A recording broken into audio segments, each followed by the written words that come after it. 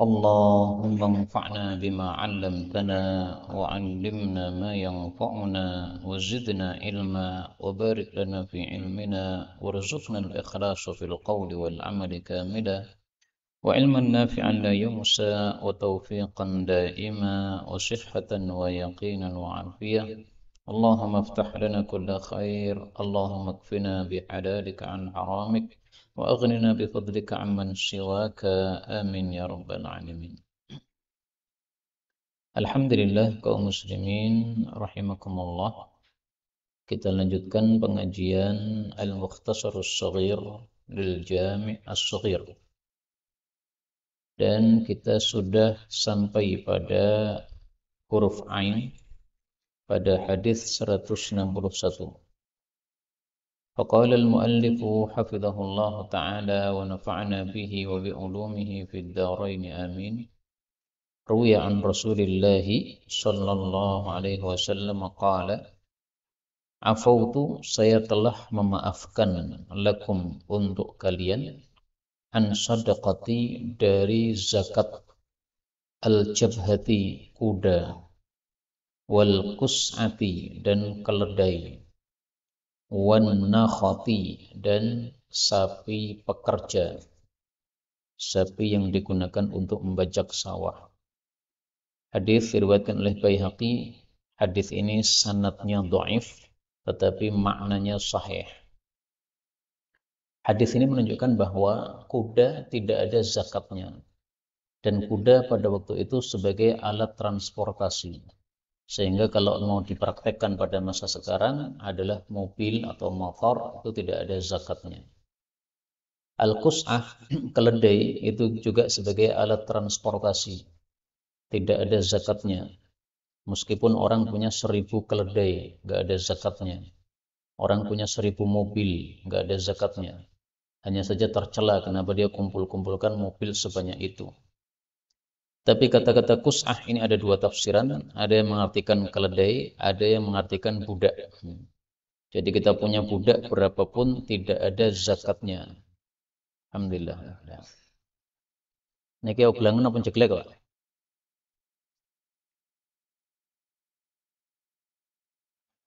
Oglangan.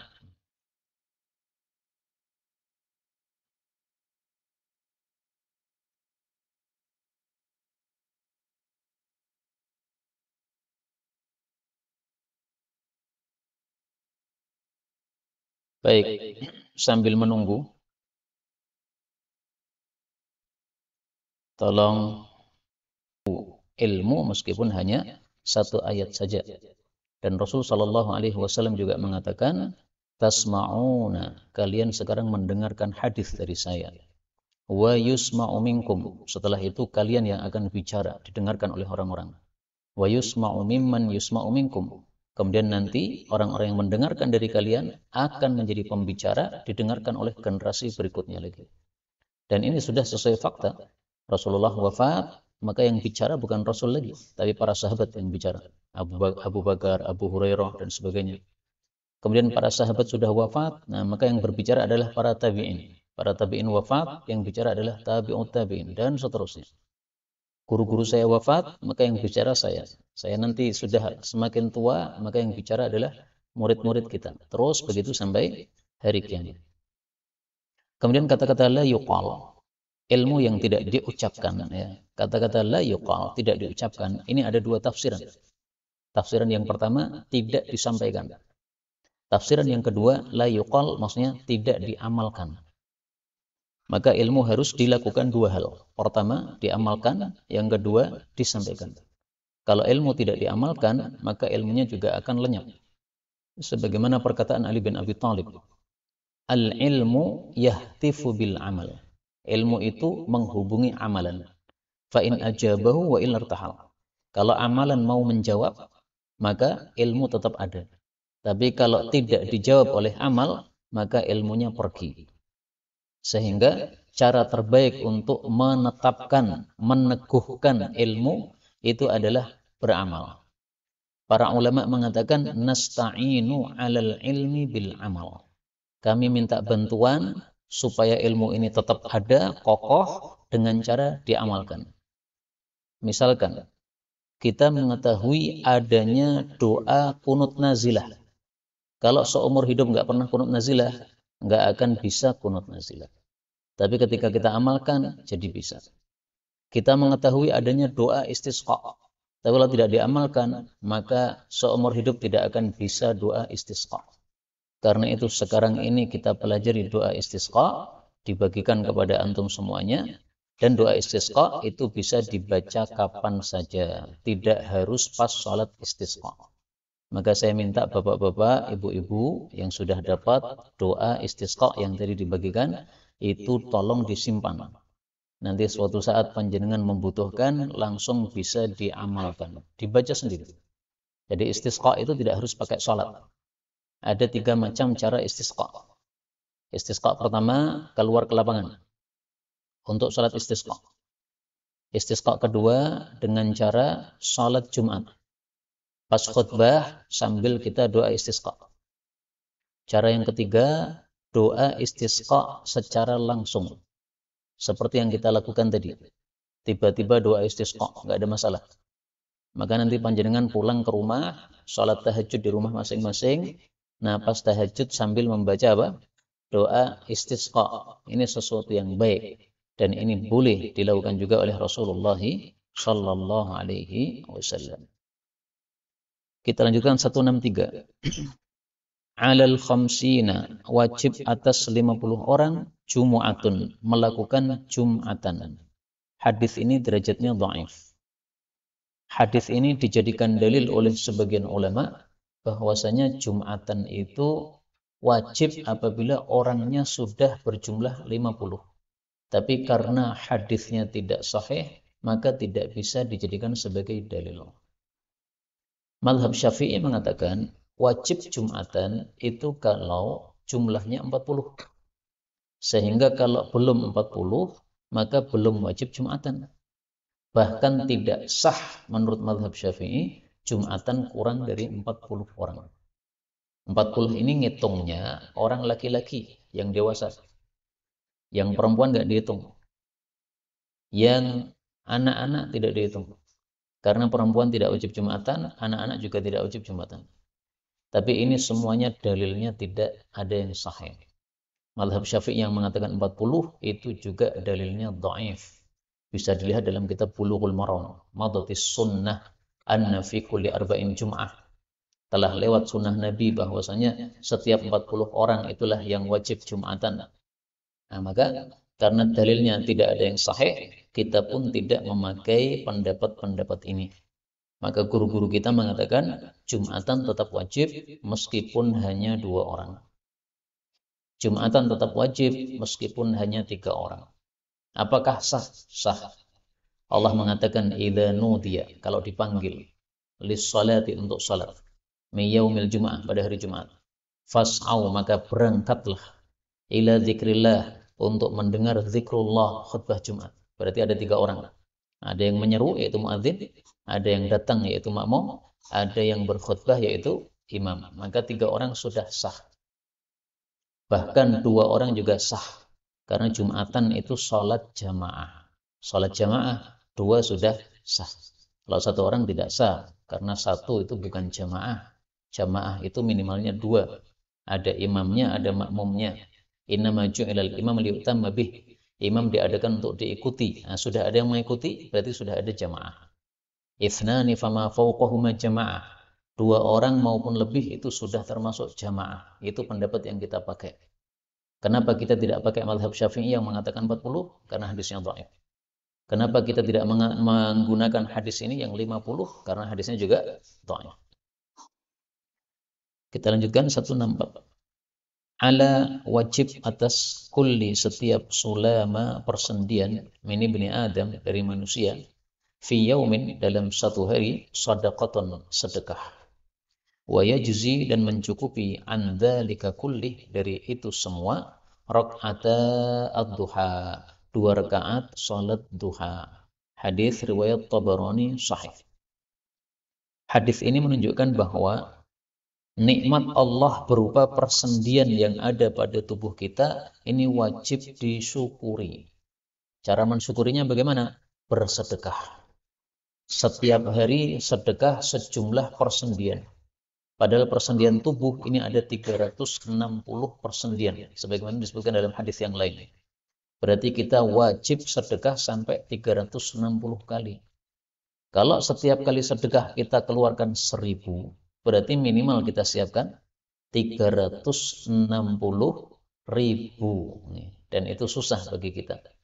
Makanya Nabi mengatakan dalam hadis yang lain, kullu ma'rufin sadaqah. Setiap perbuatan baik itu sedekah. Sehingga kita mengatakan subhanallah, itu sedekah satu kali. Sehingga kalau kita tasbih sampai 360 kali, itu sudah mencukupi untuk mensyukuri persendian kita yang jumlahnya 360. Tapi ada yang lebih gampang, yaitu melakukan sholat duha 2 rakaat. Makanya para ulama Syafi'i mengatakan sholat duha minimalnya 2 rakaat. Maksimalnya 8 rakaat. Maksudnya yang ada hadisnya. Tapi kalau mau sholat duha 100 rakaat, 1000 rakaat, silahkan. Karena waktunya waktu mutlak. Sehingga termasuk sholat sunnah mutlak. Dan hadis inilah yang dijadikan dalil oleh Aisyah, istri Nabi, dan ulama-ulama yang lain, bahwasanya sholat duha itu dilakukan setiap hari. Kalau Nabi Muhammad Sallallahu Alaihi Wasallam, beliau sholat duhanya tidak setiap hari. Tapi ada sebabnya, Pak. Beliau khawatir kalau sholat duha setiap hari, akhirnya sholat duha diwajibkan bagi umatnya. Maka memberatkan. Maka beliau sengaja sholat duhanya kadang-kadang. Tapi kita tidak ada kekhawatiran itu. Maka marilah kita sholat duha setiap hari. Sholat duha setiap hari, apabila bisa kita lakukan, maka lebih bagusnya kita sholatnya tidak hanya 2 rakaat, tetapi 4 rakaat. Kalau 2 rakaat, fungsinya menggugurkan kewajiban mensyukuri persendian 360 ini. Kalau 4 rakaat, maka fungsinya Allah akan memberikan kecukupan kepada kita pada hari tersebut. Nah, semua kita pasti butuh diberi kecukupan oleh Allah Subhanahu wa taala. Sehingga marilah kita sholat duha 4 rakaat setiap hari. Ini sesuatu yang baik di dalam kehidupan kita. Hadis 165. Alaika, selalulah engkau. Ini salah tulis, mestinya alaiki. Karena ini bicara kepada Aisyah. Kalau bicara kepada perempuan tuh kafnya di kasrah. Alaiki, selalulah kamu Aisyah, birrifqi, lembut. Kenapa? Innar rifqa, sesungguhnya lembut, la yakunu, tidak ada, fi syai'in, dalam sesuatu apapun, illa kecuali zanahu, menghiasinya. Wala yumza'u, dan tidaklah dicabut, min syai'in, dari sesuatu apapun, illa kecuali syanahu, memburukkannya, menjelekkannya. Hadis riwayat Muslim. Hadis ini menunjukkan fadilah lembut. Lembut dalam segala hal, dalam ucapan, dalam perbuatan, dan sebagainya. Dan hadis ini ada sebab urutnya. Kenapa Aisyah ditegur oleh Nabi untuk disuruh lembut. Waktu itu Aisyah naik onta. Ontanya tidak seperti biasa. Biasanya lunak, mudah. Ini ontanya susah. Nggak mau diatur. Akhirnya oleh Aisyah diambil pecut, dicambuk dengan keras. Maka Rasulullah mengatakan, alaiki birrifqi. Kalau mau mencambuk, nggak usah marah-marah seperti itu. Biasa aja. Karena kalau kita berbuat lembut, orang melihat itu jadi indah. Tapi kalau kita berbuat kasar, maka orang melihat itu menganggap bahwa, wah ini orang jelek. Maka sesuatu perbuatan kalau dihiasi dengan kelembutan itu jadi indah. Kalau dihiasi dengan kekasaran, maka itu jadi jelek. Ini maksud sabda Nabi ini.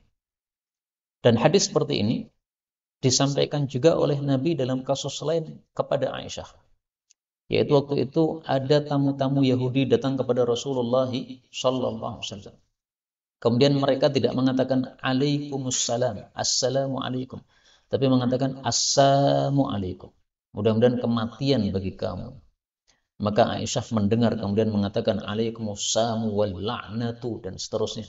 Mudah-mudahan kamu mendapatkan kematian, mendapatkan laknat Allah, mendapatkan muka Allah. Nah, macam-macam doa Aisyah panjang. Maka Rasulullah mengatakan, wahai Aisyah, alaiki birrifqi. Tidak usah begitu. Lemah lembut saja. Dia tadi mendoakan kita kematian. Ya sudah, kalau mau jawab, jawab kematian. Tidak usah bertubi-tubi begitu. Tidak usah dahsyat seperti itu. Maka kalau kita berdebat, nah hadis ini perlu kita pakai. Ketika kita berdebat kelihatan tenang, orang menganggap, wah ini orangnya pintar. Dalam berdebat dia tenang.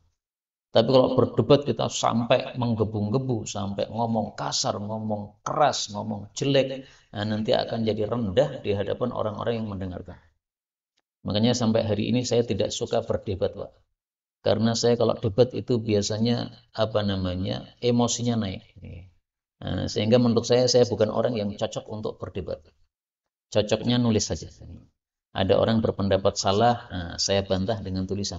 Kalau dengan tulisan kan kita santai, diam, meneng, bisa diatur. Kalau ada kalimat yang kasar bisa kita ubah lagi dengan kalimat yang lebih halus. Kalau debat langsung, munadharah, debat empat mata, nah, itu biasanya tidak bisa nahan emosi. Memang manusia itu bermacam-macam. Ada yang mudah emosi, ada yang tidak. Nah, menurut saya pribadi termasuk yang tidak gampang untuk menahan emosi ketika berdebat. Sehingga menurut saya bukan ahli debat. Sehingga kalau kita terapkan hadis ini, alaiki birrifqi, maka boleh berdebat asalkan masih bisa menjaga emosinya. Asalkan masih bisa lemah lembut di dalam tutur katanya. Silahkan berdebat, gak ada masalah. Berdebat yang baik untuk mencari kebenaran. Kita lanjutkan 166. Pada huruf ghain. Ghubarul Madinah, debunya kota Madinah. Syifa'un adalah kesembuhan minal judami, dari lepra. Hadis ini derajatnya dhaif. Tetapi memang hadis ini saya tampilkan di sini karena kitab ini tidak mensyaratkan hadis yang sahih. Kitab ini hanya ingin memberikan contoh. Ada hadis-hadis yang dimulai dengan huruf alif, ada yang dimulai dengan huruf ba, ada yang dimulai dengan huruf ghain. Maka mau sahih mau dhaif saya tampilkan di sini untuk contoh saja. Tapi mari kita ambil pelajaran. Pelajaran dari hadis ini adalah bahwasanya kita ahlus sunnah wal jamaah kadang-kadang berlebihan di dalam kita menyalahkan orang-orang Syiah. Contohnya apa? Saya pernah mendengar seorang ahlus sunnah mengatakan orang-orang Syiah itu orang-orang yang tidak punya akal. Kenapa? Karena mereka menggunakan dalil bahwasanya tanah Karbala itu kesembuhan untuk segala penyakit. Masa ada tanah menyembuhkan segala penyakit? Kalau memang betul ada, tidak perlu ada rumah sakit. Nah, kalau kita menjelekkan orang Syiah dengan hadis tersebut yang ada pada kitab mereka, mereka nanti bisa membalas kita dengan hadis ini, Pak. Orang-orang ahlus sunnah itu orang-orang nggak punya akal mereka. Masa ada hadis mengatakan tanahnya kota Madinah kesembuhan dari penyakit lepra. Kalau memang tanah Madinah bisa menyembuhkan penyakit lepra, ngapain para dokter membuat obat untuk lepra? Nah, maka kita jawab bahwasanya hadis ini dhaif. Sama juga mungkin hadisnya orang-orang Syiah yang mengatakan tanah Karbala itu adalah bisa menyembuhkan segala penyakit. Mungkin juga dhaif menurut mereka. Karena hadis yang tersebar di tengah-tengah kita tidak semuanya sahih. Demikian juga hadis yang tersebar di tengah-tengah orang Syiah tidak semuanya sahih. Tapi ringkasnya gini memang. Orang Syiah itu dibagi dua. Ada kelompok yang usuli, ada kelompok yang akhbari. Syiah yang usuli itu tidak menerima semua hadis yang ada pada mereka. Hadis harus diteliti dulu, sahih atau tidak. Tapi kalau Syiah yang akhbari, nggak mau peduli. Pokoknya ada hadis, dipakai. Nah, tampaknya di Ahlus Sunnah juga begitu. Di Ahlus Sunnah, ada orang-orang yang baca hadis diteliti dulu. Seperti di majelis ini, kita teliti hadisnya, sahih atau dhaif. Kalau dhaif, jangan dijadikan sebagai dasar.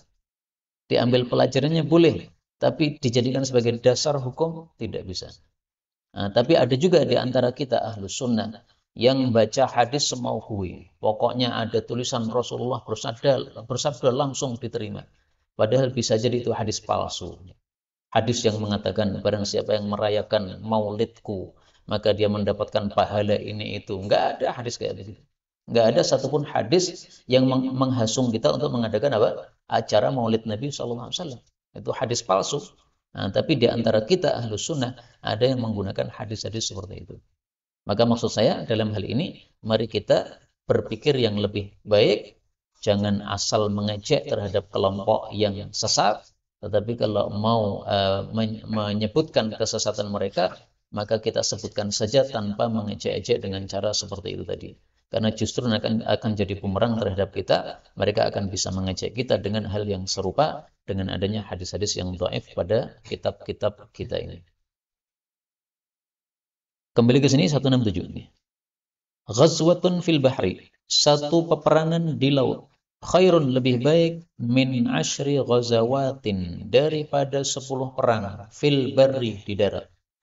Waman ajaza, dan barang siapa yang melintasi al-bahra, laut, faka'annama, maka seolah-olah ajaza, melintasi al-audiyata, lembah-lembah, kullaha, semuanya. Wal ma'idu, dan orang yang mabuk fihi, di dalam laut. Maksudnya mabuk laut, ya pusing gara-gara ombak. Kal mutasyahhid, itu seperti orang yang bergelimpangan fi damihi, di dalam darahnya. Hadis ini riwayat Hakim, derajatnya sahih menurut Al-Albani, meskipun ada juga yang mendhaifkannya. Hadis ini menunjukkan bahwa perang di laut itu pahalanya lebih besar daripada perang di darat sampai 10 kali lipat. Kenapa perang di laut pahalanya lebih besar? Kaidah mengatakan, makana asyaqqa fi'lan kana a'zama ajran. Amalan itu kalau lebih berat, maka pahalanya lebih besar. Di laut ini lebih berat, Pak. Apalagi zaman dulu, kapal belum secanggih sekarang. Sehingga orang masuk ke laut itu ada kekhawatiran kalau dia akan tenggelam. Nah, maka perang di laut pahalanya lebih besar dari sisi ini. Yaitu karena lebih bahaya, lebih berat, lebih susah. Sehingga pahalanya pun dibesarkan oleh Allah Subhanahu wa Ta'ala. Karena itu kata guru saya, Ustaz Mu'in rahimahullah, amal yang paling besar pahalanya untuk masing-masing orang itu berbeda-beda. Orang yang pelit, amal paling besar bagi dia pahalanya adalah apa? Sedekah. Orang yang malas tahajud, pahala paling besar untuk dia adalah salat tahajud. Ada orang yang itu lomo sekali, Pak. Karena duitnya memang banyak. Orang datang belum minta, sudah langsung nyoh dikasih ini. Tapi kalau suruh salat tahajud nggak mau bangun, nggak pernah bangun. Nah, orang seperti ini amal paling baik untuk dia bukan sedekah. Sedekah bagi dia calcul aja. Tapi yang paling bagus untuk dia adalah tahajud. Pahalanya lebih besar untuk dia. Kalau dia sedekah, pahalanya biasa. Karena memang apa? Dia biasa melakukan hal tersebut. Wallahu a'lam bishawab. Nah, itu kaidah ini diambil dari hadis-hadis seperti ini. Kemudian hadis ini menjelaskan bahwa orang yang bisa melintasi laut dari ujung sampai ujung, ya, melintasi laut, maka itu pahalanya seperti melintasi semua lembah yang ada di atas muka bumi. Bisakah kita menghitung lembah di atas muka bumi? Nggak bisa dihitung, banyak sekali. Nah, maka maksudnya pahala melintasi laut dalam rangka perang ini adalah seperti pahala melintasi semua lembah yang ada di atas muka bumi. Sangat besar pahalanya. Kemudian kalau sampai mabuk laut, pusing gara-gara ombak yang dahsyat, maka itu seperti orang yang berperang kemudian jatuh, kemudian darahnya mengucur dari tubuhnya, dia berkelimpangan di dalam darah tersebut. Pahalanya besar di hadapan Allah Subhanahu wa Ta'ala. Maka maksud hadis ini adalah intinya Rasulullah menghasung perang di laut. Karena itu perang di laut telah dilakukan di masa sahabat-sahabat Nabi Shallallahu Alaihi Wasallam, yaitu di masa Muawiyah radhiyallahu anhu. Dia mimpin peperangan di atas laut dan itu dipuji-puji oleh Rasulullah Shallallahu Alaihi Wasallam. 168. Ghattu, tutuplah al-ina'a, wadah. Wa auqi'u, dan ikatlah as-saqa'a, wadah minum. Wa aghliqu, dan kuncilah al-abwaba, pintu-pintu.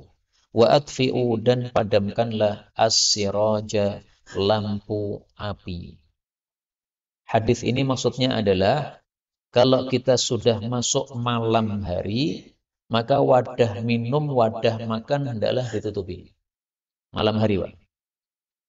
Kemudian zaman dulu wadah minum itu di atasnya ada ikatnya untuk nutup.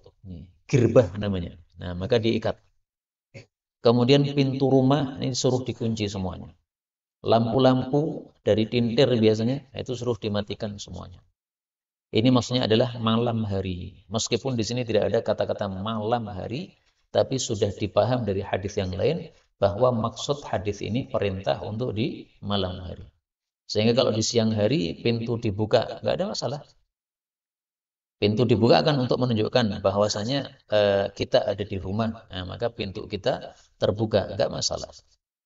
Kemudian beliau menjelaskan kenapa disuruh 4 ini. Fa inna syaitan, karena sesungguhnya setan la yahillu. Ini mestinya la yahullu ya. La yahullu, tidak melepas siqaan, wadah yang sudah diikat tadi. Wala yaftahu, dan tidak membuka baban, pintu, maksudnya yang dikunci. Wala yakshifu, dan tidak bisa menyingkap inaan, wadah.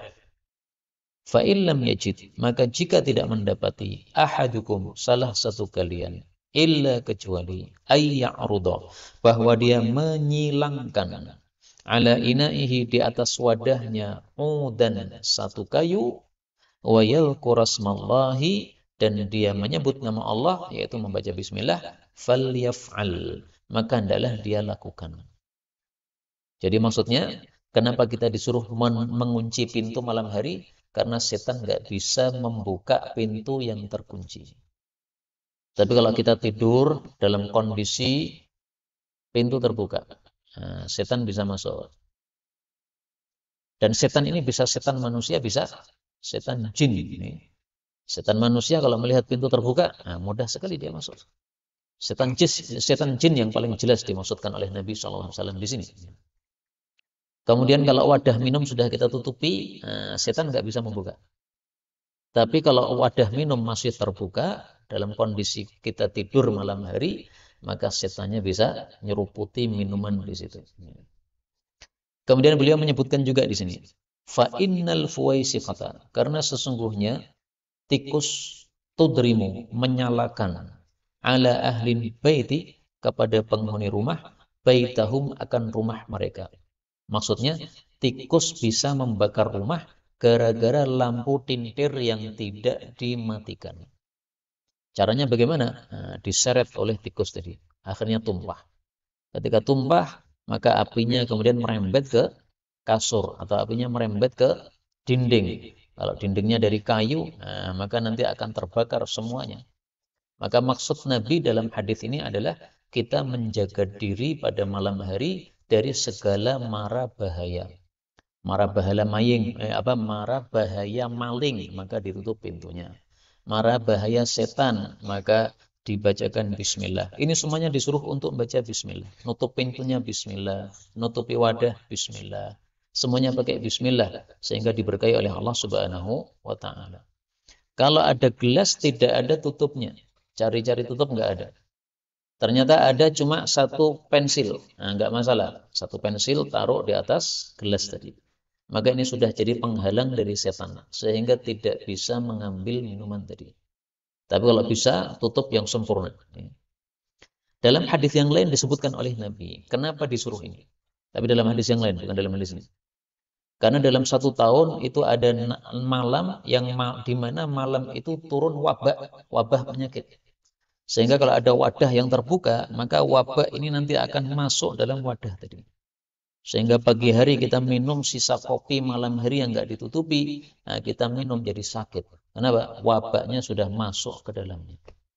Nah, jadi ada sebabnya 3 ya, supaya setan tidak bisa masuk, supaya tikus tidak bisa membakar rumah kita, dan supaya tidak termasuki oleh wabah yang turun pada 1 malam dalam setahun. Malam apa ini tidak disebutkan oleh Nabi, sehingga kita nggak tahu. Tapi menurut orang-orang Ajam, orang-orang non-Arab, malam itu terjadinya pada Kanun al-Awwal.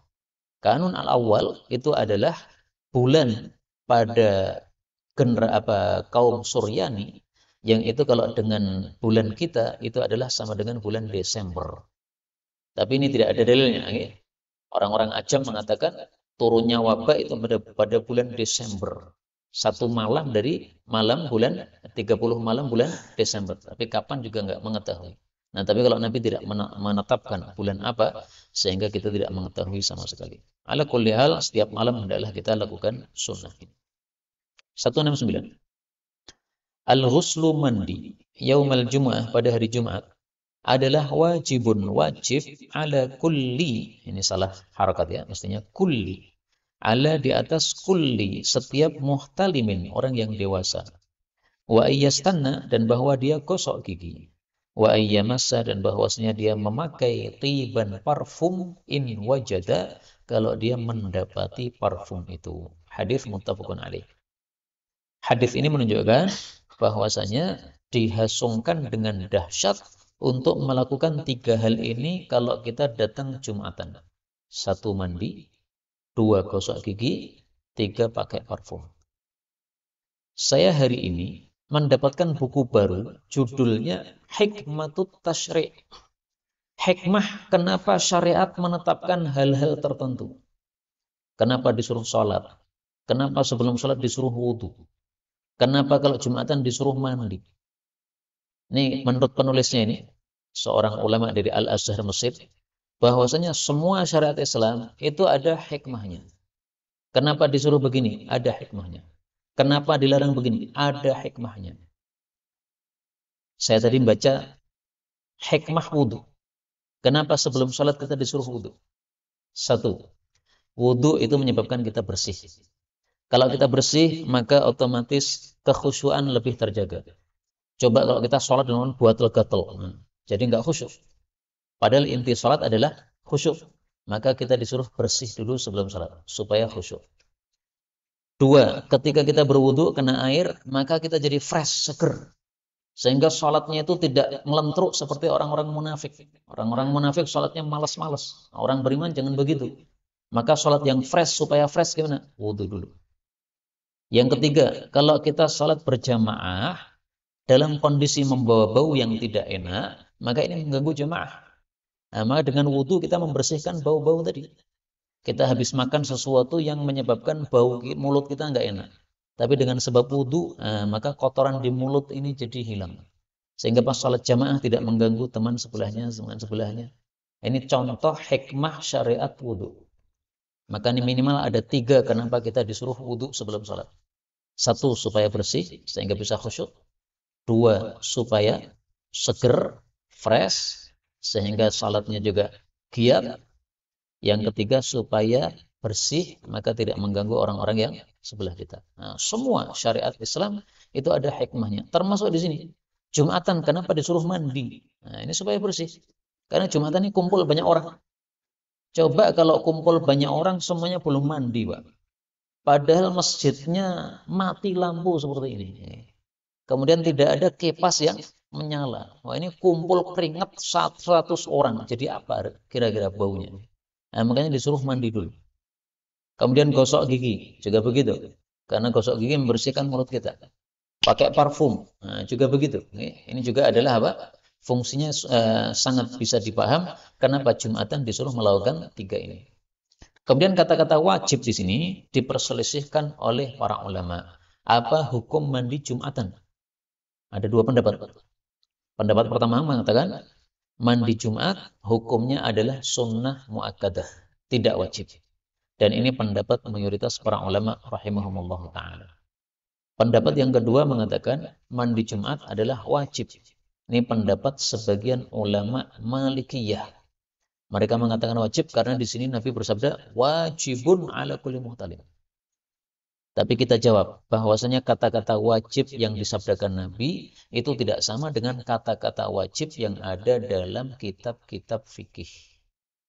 Kalau dalam kitab fikih, istilah wajib itu sesuatu yang harus dilakukan, kalau tidak dilakukan berdosa. Tapi ketika Nabi mengatakan wajib, saat itu belum ada istilah itu. Ketika Nabi mengatakan wajib, ini maksudnya adalah tuntutan untuk dilakukan. Bisa jadi betul-betul wajib, bisa jadi sunnah muakkadah. Maka pendapat yang lebih kuat di sini pendapat mayoritas para ulama, yaitu mandi Jumatan hukumnya sunnah muakkadah, tidak wajib. Kenapa? Supaya tidak bertentangan dengan hadis yang lain. Hadis yang lain mengatakan, apabila seseorang itu Jumatan dan sudah berwudu, maka itu sudah bagus, kata Nabi. Nah, kalau mandinya wajib, tidak mungkin Nabi mengatakan, wudu saja sudah bagus. Pasti dikatakan, oh itu jelek karena belum melakukan kewajiban. Nah, maka dua hadis ini harus dikompromikan. Di sini mengatakan wajib, sementara di sana mengatakan wudu saja sudah bagus, berarti wajib di sini bukan wajib yang kita kenal. Adapun gosok gigi, sepakat para ulama tidak ada yang mengatakan wajib. Jadi gosok gigi sebelum Jumatan, hukumnya apa? Sepakat ulama mengatakan sunnah. Sehingga kalau ada orang datang Jumatan tidak gosok gigi, tidak ada satupun ulama yang mengatakan dia berdosa. Ya, karena hukumnya hanya sunnah muakkadah. Parfum juga begitu, sunnah muakkadah. Terakhir 170. Al-ghadabu, marah itu minasyaitani. Ini harakatnya salah ya. Mestinya nunnya di kasrah. Minasyaitani, dari setan. Wasyaitanu, dan setan itu khuliqa, diciptakan, minan nari, dari api. Wal ma'u, dan air itu yudfi'u, memadamkan, an-nara, api. Fa'idha, maka jika ghadiba, marah, ahadukum, salah satu kalian, falyaqtasil, maka hendaklah dia mandi. Hadis ini derajatnya dhaif. Adapun hadis yang diriwayatkan oleh Abu Dawud mirip seperti ini, tapi kalimatnya bukan mandi, tapi hendaklah berwudu. Dan hadis itu diriwayatkan oleh Abu Dawud, dan Abu Dawud diam. Hadis yang diriwayatkan oleh Abu Dawud, kemudian dia diam, tidak berkomentar apapun, berarti hadisnya itu saleh. Hadis yang saleh, hadis yang baik, bisa diamalkan. Karena itu, kalau kita sedang marah, kemudian kita ingin memadamkan marah kita, maka ada 3 langkah. Langkah pertama, ucapkan a'udzubillahi minasyaitonirrajim. Karena marah sumbernya dari setan, kita berlindung kepada Allah dari setan. Langkah yang kedua, kita berwudu. Karena orang yang berwudu, dia mensucikan dirinya. Setan tidak suka dengan orang yang suci. Sementara yang senang dengan orang suci adalah malaikat. Juga karena sebab hadis ini. Setan diciptakan dari api, sementara kita berwudu dengan air. Maka air bisa memadamkan api. Kemudian yang ketiga, hendaklah kita diam. Karena orang yang marah kemudian dia melancarkan ucapannya, itu biasanya marahnya semakin menggebu-gebu. Kalau dia diam, lama-lama marahnya akan semakin mereda. Ini 3 hal yang kalau kita marah, kita ingin memadamkannya, caranya seperti itu. Diam, ta'awud, berwudu. Adapun hadis ini dhaif, diriwayatkan oleh Ibnu Asakir yang menyuruh kita untuk mandi. Tapi bolehkah ketika kita marah kemudian mandi, wudu sekaligus mandi? Ya bolehnya boleh. Karena hadis yang dhaif itu boleh diamalkan ketika hanya masalah fadilah amal. Ini termasuk hadis fadilah amal. Diamalkan ya enggak apa-apa. Tapi jangan meyakini 100% inilah sunnah Nabi. Kalau kita marah hendaklah kita mandi. Enggak bisa diyakini begitu karena hadisnya tidak sahih dari Rasulullah sallallahu alaihi wasallam. Inilah kaum muslimin rahimani wa rahimakumullah yang dapat kita bicarakan pada pertemuan kali ini. Kalau ada yang benar alhamdulillah, kalau ada yang salah fa astaghfirullahaladzim wa lakum.